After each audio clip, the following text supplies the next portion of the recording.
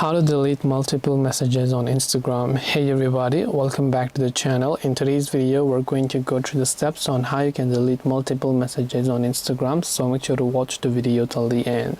Now if you want to actually delete multiple messages on Instagram, all you have to do is open up the Instagram app, and let's say you're talking to somebody where you want to delete many of your messages over here.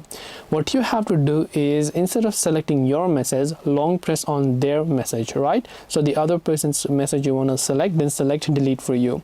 As you do that, you'll have the option to delete the messages. So now you can go ahead and select all the messages, whether it is your message or whether it is someone else's message. Now you have the option to basically delete those, and here you can just tap on the delete option in order to delete those messages. And this way you'll be able to delete multiple messages on Instagram.